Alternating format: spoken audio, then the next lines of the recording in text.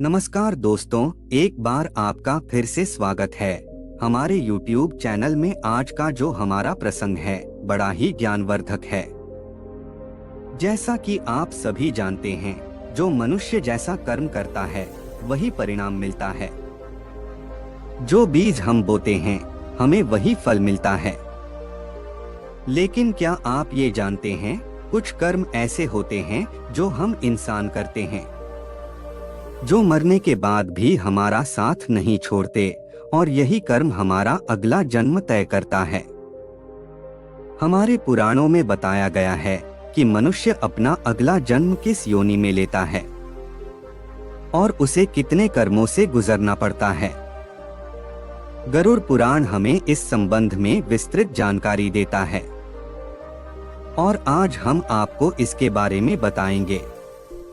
गरुड़ पुराण से लिए गए ऐसे 10 कार्य जिसके आधार पर मनुष्यों को विभिन्न प्रकार के प्राणियों की योनियां प्राप्त होती हैं।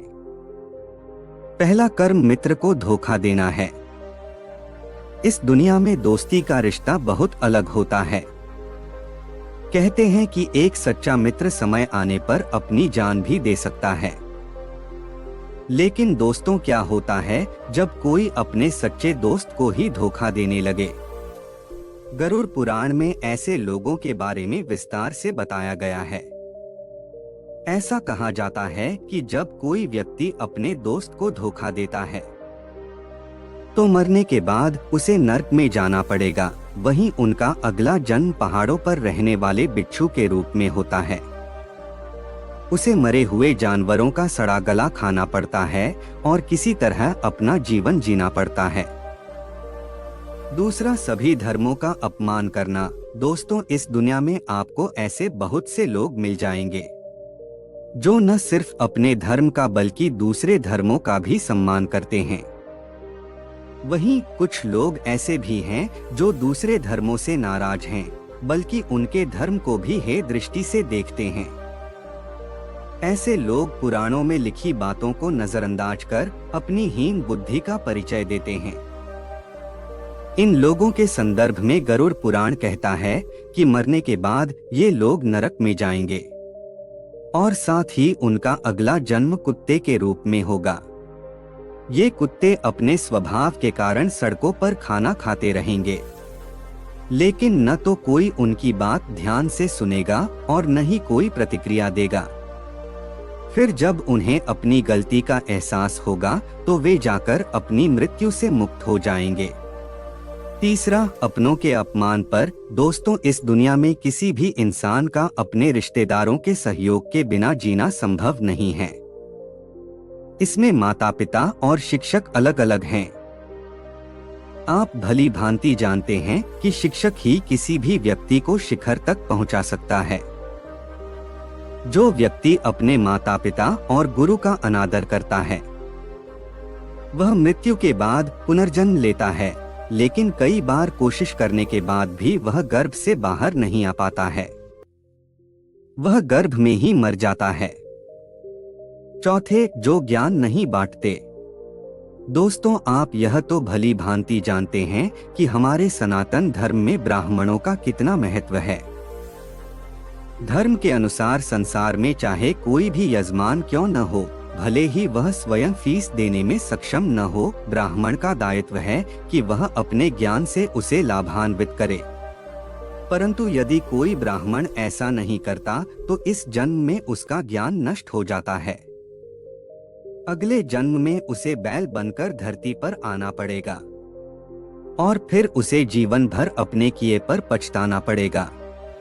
पांचवा, इस दुनिया में ऐसे कई लोग हैं जो अपने कामों से सभी का दिल जीत लेते हैं, लेकिन कुछ लोग ऐसे भी होते हैं जो अपनी चतुराई से सीधे साधे लोगों को बेवकूफ बनाते रहते हैं।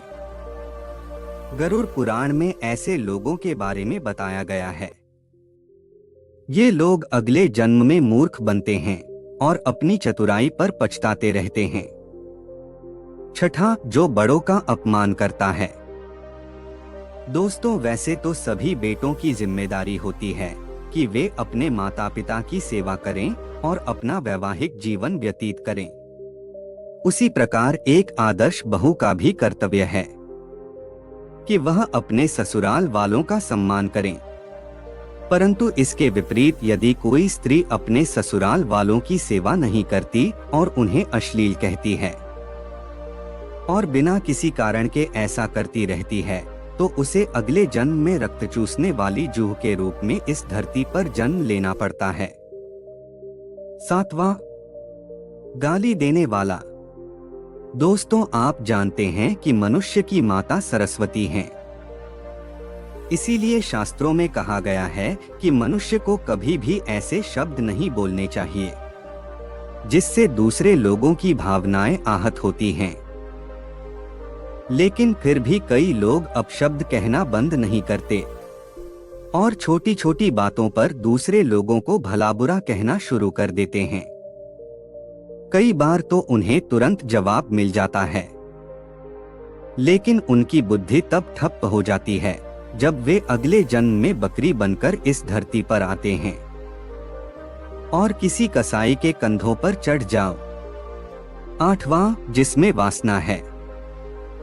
दोस्तों, इस दुनिया में ऐसे बहुत से लोग हैं जो महिलाओं को बहुत सम्मान की दृष्टि से देखते हैं।